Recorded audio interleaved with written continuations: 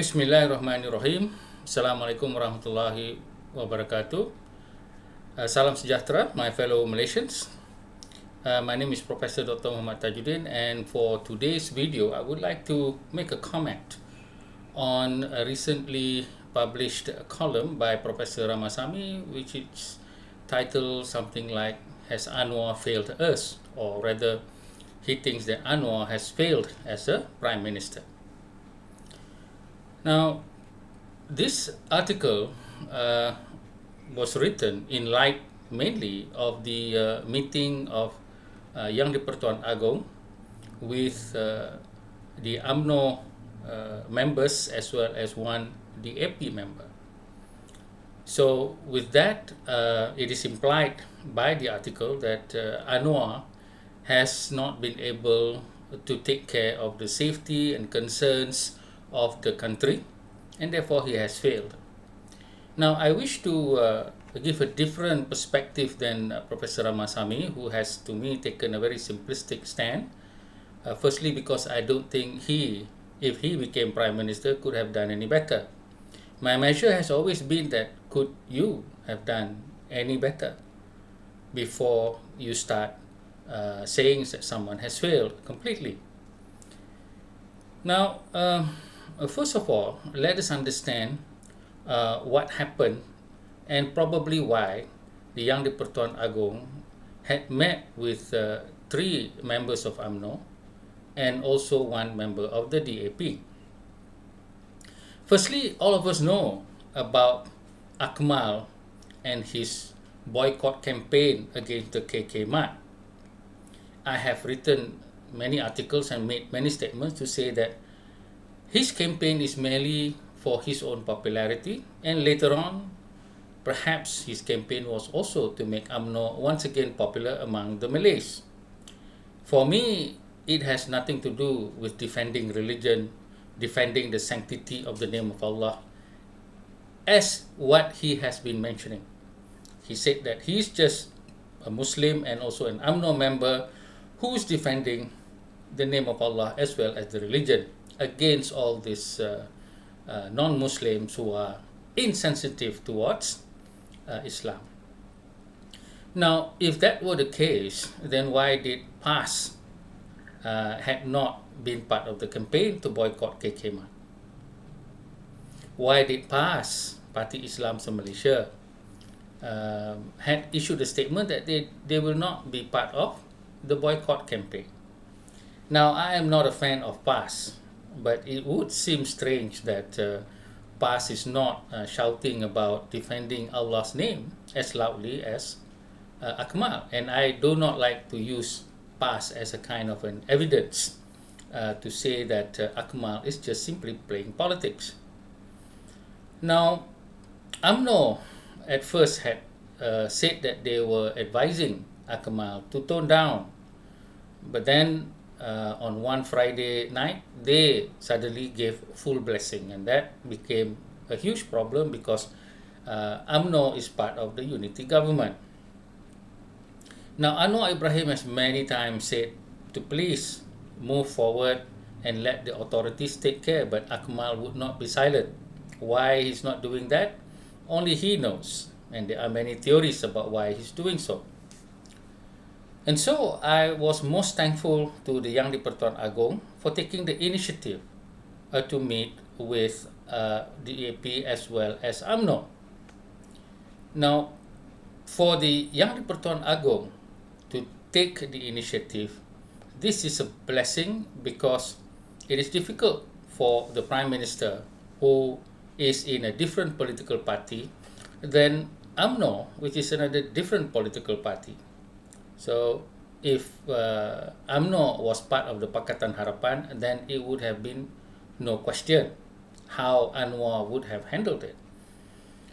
Now, people like Ramasamy and many others who says that Anwar should have put his foot down and Anwar should do this and Anwar should do that, clearly don't understand family politics. There is no simple way to handle family politics. Those who have wives, children, who are adult, knows that family politics is the most difficult politics of all. one cannot just simply take a stand that says, you shut up, something like that. It is not possible to do so unless, of course, one is in a situation of being an authoritarian, meaning like Tun Mahathir at one time, who has full control of the civil service, of the authorities like the police and all the other institutions, and people are simply just scared of him. And so he plays the dictatorial role, and certainly you should never go against any dictator at the detriment of your well-being. So for the Agong to take the initiative, I am most thankful, because that is the most diplomatic way possible. And now we could see the effect. I am very surprised that Akmal is now quite silent. The word boycott hardly escaped his lips. I didn't think that it would have an effect on him, but apparently the Yang di-Pertuan Agong, whatever he said, had a very, very strong effect, and I would like to say terima kasih or junjung kasih Yang di-Pertuan Agong, because I don't think anyone else could have done so, unless it was Zahid Hamidi, who could have simply put Akmal in the freezer. Now, the second question is, why was the AP being invited also? For me, it is an excellent attitude of the Yang di-Pertuan Agong to advise all parties, particularly the DAP and UMNO. We all know UMNO. We wish we didn't, but we all know UMNO and their play on race and now religion. And we also know the DAP for speaking out about Islamic issues, when in most time they should have let their Muslim members speak out. But the AP also has a certain arrogance, as well as a certain perhaps incompetence of dealing with the Islamic issues or with Malay issues.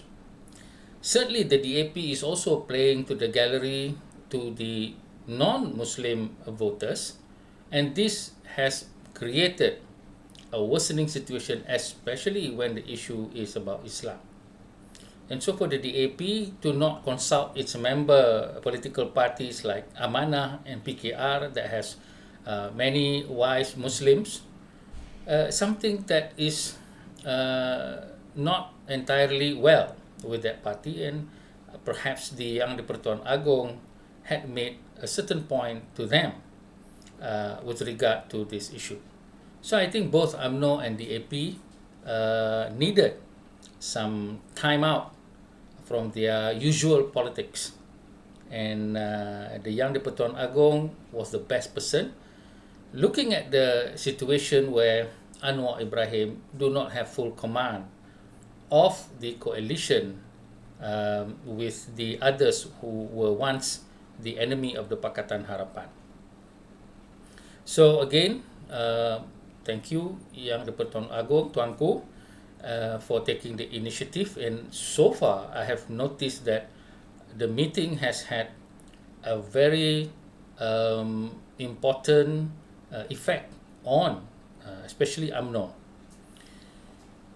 Now, with regard to blaming Anwar Ibrahim for not having the strength or the wisdom or the ability to control political parties or members like Akmal, we should ask a few other questions which obviously Ramasamy missed.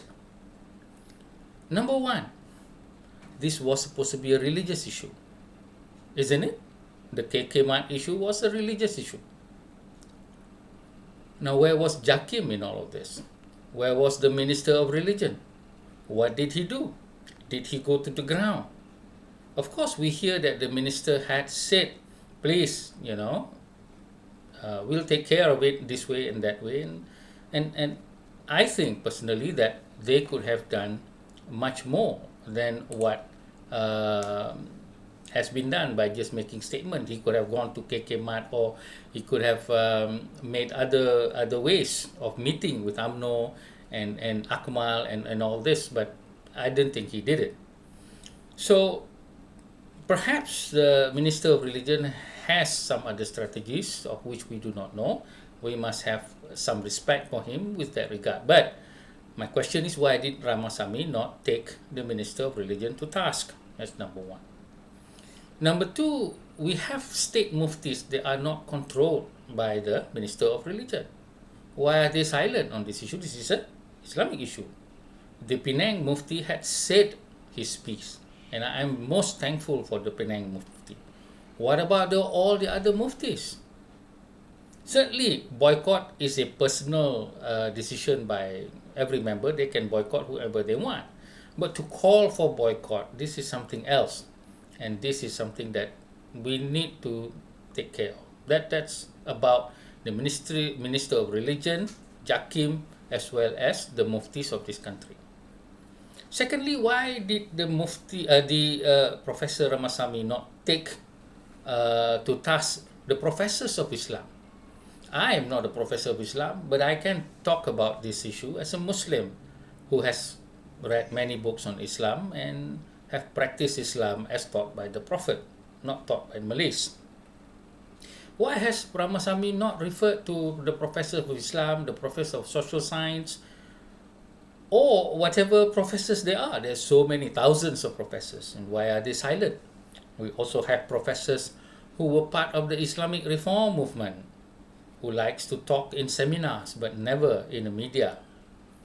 Why did Ramasamy not take these people to task? For me, it is a travesty that you have so many learned people and that they are silent. The excuse that they cannot say anything, it does not exist, because this is an Anwar Ibrahim-led government.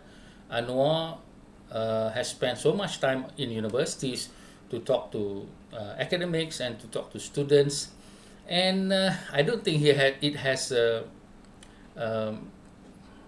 any fruitful results from it, because I think he's like 30 years too late.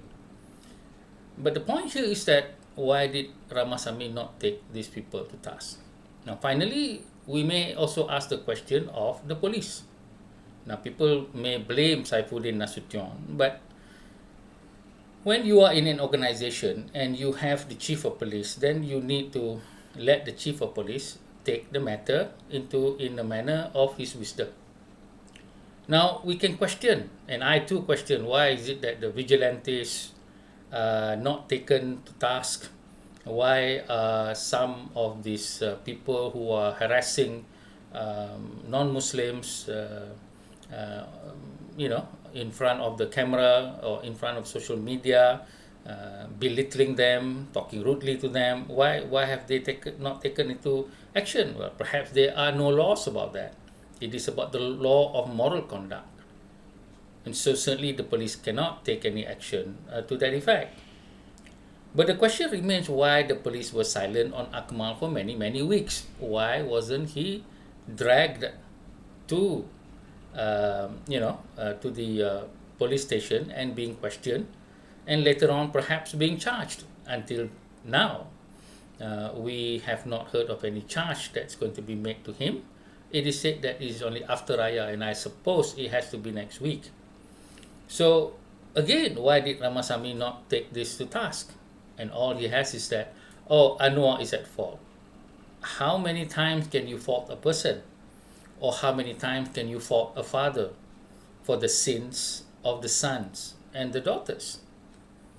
When they were young and you are in a crisis mode, yes.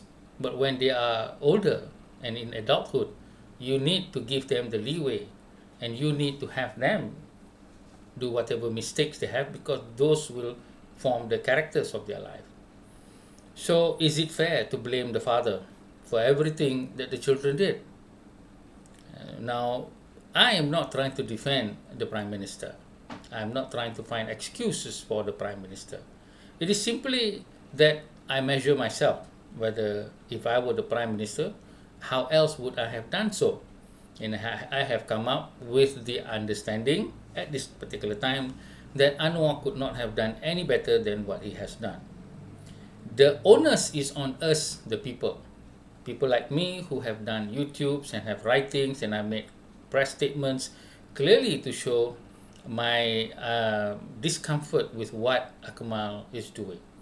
But where are the other professors? Where are the other Malay leaders who have been wealthy from the Dasar Ekonomi Baru, who also do not agree with Akmal, but where are they? Aside from myself, Taufik, Zaid Ibrahim, there are not that many who would come out to say.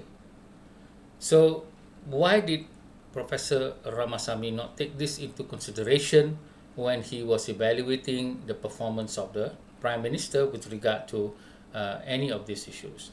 Certainly Anwar is human. Certainly I also have some issues with his management method, with his choices of appointments. But for the first 1 or 2 years, I would leave it to his wisdom. And only I might say something when maybe perhaps 2 years is up, then perhaps I would say that he may not have been managing certain things very well. But we must all always be respectful and not be like Ramasamy, who put people down. I don't think that we should put people down. If we have a legitimate concern, we should professionally air it, and also in a balance. Could we have done any better? Could Ramasamy have done any better? I very much doubt it. So in that situation, all of us must work together to ensure that we have peace and harmony. It's not up to the Prime Minister. It is not up to the Minister of Religion. It is not up to the Minister of Arab just because they were given a portfolio. No, it's up to all of us. And part of that is to have patience.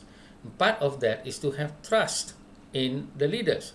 And part of that is, if there is any genuine concern, to air it in a professional manner, having consulted Muslim scholars or other people who could be in the know about any issue which is involving aspects which are sensitive, like religion.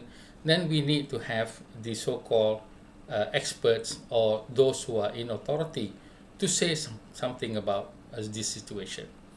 And so once again, I would like to have two messages. Number one, I would like to express my deepest gratitude and thank to the Yang di-Pertuan Agong Sultan Ibrahim. Thank you, Tuanku, as well as to the message that we need to help the Prime Minister rebuild this country, because it has been in tatters, whether economically or whether in relation to a community. It needs all of us. Blaming and putting people down should not be the case. We should stand up together and build this country bersama-sama. So with that, thank you very much. Assalamualaikum. Salam sejahtera.